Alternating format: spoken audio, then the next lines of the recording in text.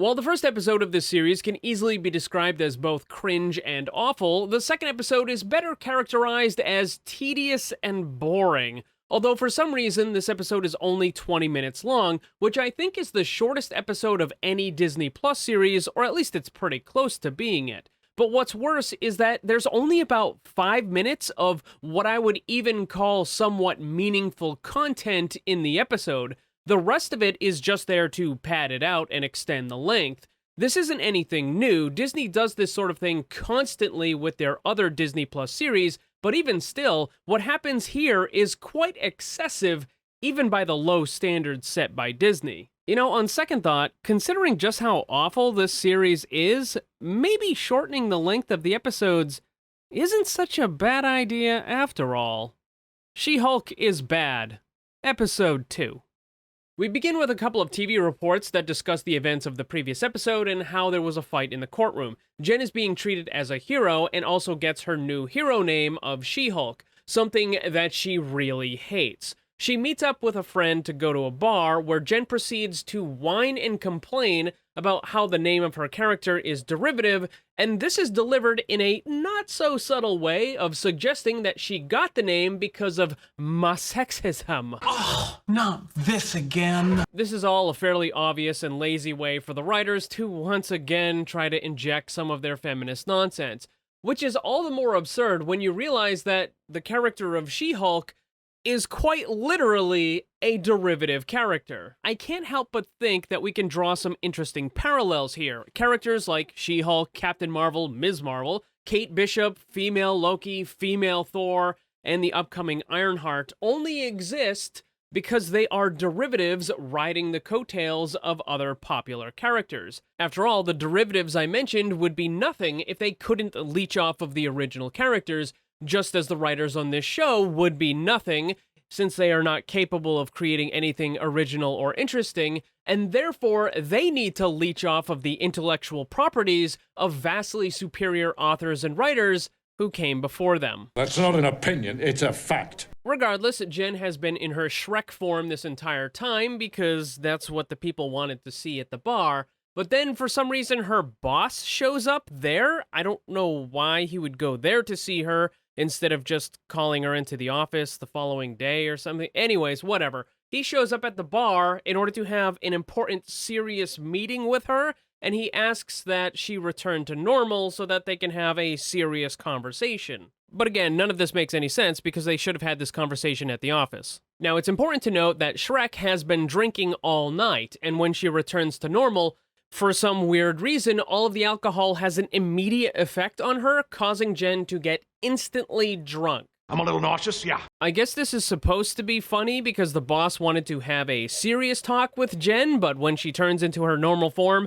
now she's suddenly drunk and they can't actually have a serious conversation. Ha ha ha, cue the laugh track. I don't think it's funny. But like so many things in this series, it's incredibly dumb and doesn't make any sense at all. It was explained in the first episode by Bruce that being in a Hulk form causes you to have an extraordinarily fast metabolism, and therefore it makes it impossible for a Hulk to get drunk. Anytime she eats or drinks anything, it's going to be broken down in her body within minutes. That is why the Hulk can't get drunk, because all of the alcohol is broken down almost immediately, and it never has the opportunity to build up in her system and actually affect anything. What this means is when Jen returns to her 4 out of 10 on a good day normal form, she couldn't possibly get instantly drunk because there's nothing left in her system that would cause it. It's already been broken down and processed by her body. Even if she still had some in her stomach, it would still take quite a few minutes at the very least before it would start affecting her. The writers wanted to include this dumb joke and didn't even realize they explained how it would be impossible in the previous episode. That's what turns me on about you. Your attention to detail. Continuing, Jen's boss says that they ended up losing the case because even though the jury sided with her, it couldn't possibly be held impartial considering that Shrek had saved their lives from the lady with the bad wig, so the case had to be declared a mistrial and it got thrown out. This is going to cause a lot of problems for future cases as well, so her boss decides to fire her. Bye-bye then. Then there's a montage of Jen applying for jobs at a whole bunch of different firms, and she constantly gets turned down for pretty much the exact same reason why she got fired.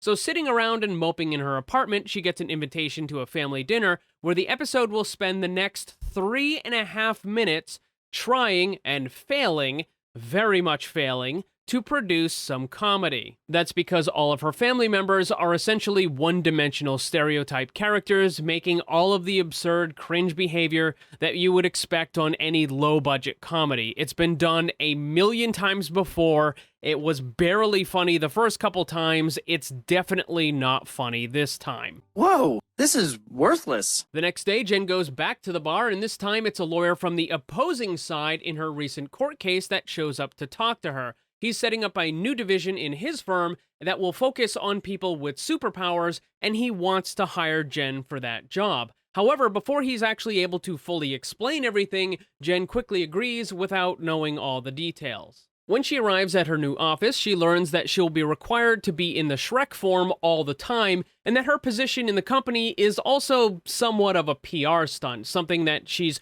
not happy about, but grudgingly agrees because she doesn't really have any other options. This is where we get a whole bunch of fourth wall breaks, and as terrible as this series is, so far I have to say that the fourth wall breaks are being done in a fairly decent way. Though I am definitely seeing some potential for concern, as there's a good amount of it in this episode, and I think that they're probably going to rely on it way too much later in the series, where it's going to become quite excessive and also very annoying. Jen learns that her first client is going to be a man named Emil Blonsky, also known as Abomination. This character was recently shown off in the awful Shang-Chi movie, which, by the way, yes, I will still be doing a review of that, don't worry. It's on the list. I'm trying to get around to a whole bunch of stuff. However, the character of Abomination was the main villain in the Incredible Hulk solo movie. This was done before Disney gobbled up all the Marvel characters, and it wasn't Mark Ruffalo, but rather Edward Norton who played Bruce Banner. Despite not being made by Disney, this is still considered canon within the MCU. But don't worry, it gets worse. Once again, Jen reluctantly agrees and heads over to the prison where Blonsky is being held. The show then proceeds to waste 2 full minutes of Jen simply walking through the prison very slowly until she finally gets to the cell where Blonsky is being held. 2 minutes of nothing but the character walking. 2 minutes out of an episode that is only 20 minutes long. That means a full 10% of this episode consisted of nothing more than Jen walking. I expect nothing, and I'm still let down. I know Disney wants to pad out these episodes, but holy shit, 2 minutes of just walking? The sheer amount of laziness by the show creators is impressive. What a story. Jen finally arrives at Blonsky's cell, where we learn that he now has the ability to shift back and forth into the Abomination form, which must be nice and convenient for Disney because it means they get to spend less money on CGI. I'm sure the fact that all of their recent movies have lost billions of dollars has nothing to do with these shortcuts.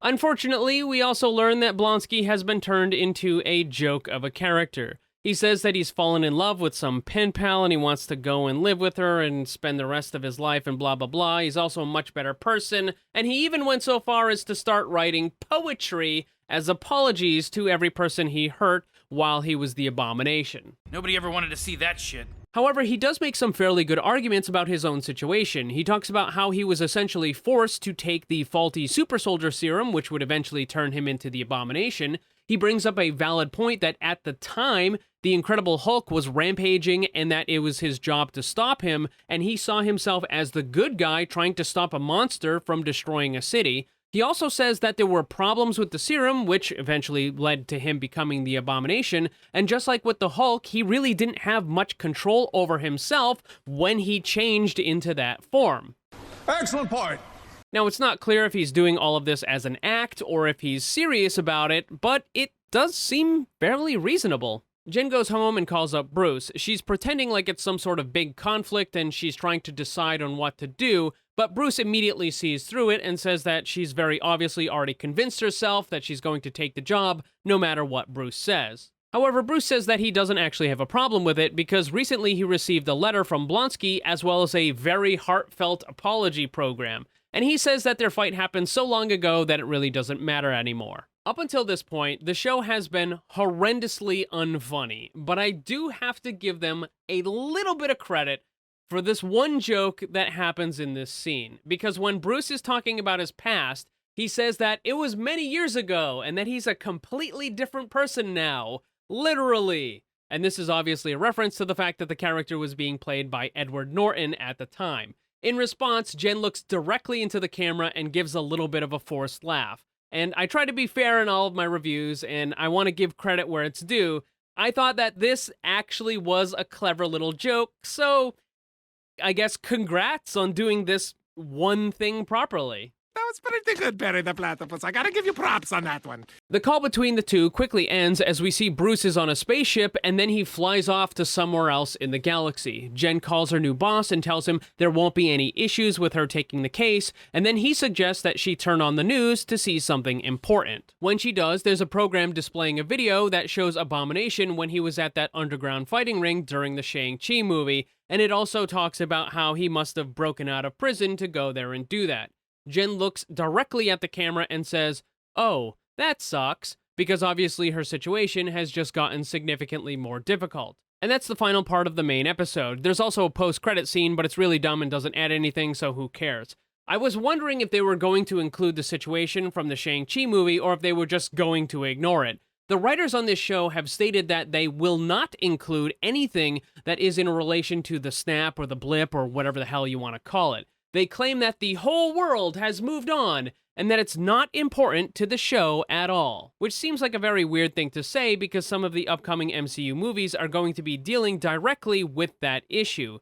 Not too long ago, some of the head people over at Disney talked about how there's no real overarching strategy for all of the Disney Plus shows and the MCU in general, and that all of the different writers and creators and whatever just kind of do their own thing and everything gets kind of just slapped together haphazardly, and then you end up with stuff like this, where it's very obvious that the writers on this show are not paying attention to anything else that's also happening in the MCU, so you get all this kind of inconsistency and the conflicts, and just, it turns into a mess. I just find it kind of weird that the show creators are choosing to ignore all of the major stuff going on in the MCU right now, and instead they're building an entire story around what is effectively nothing more than a cameo in one of the recent movie flops.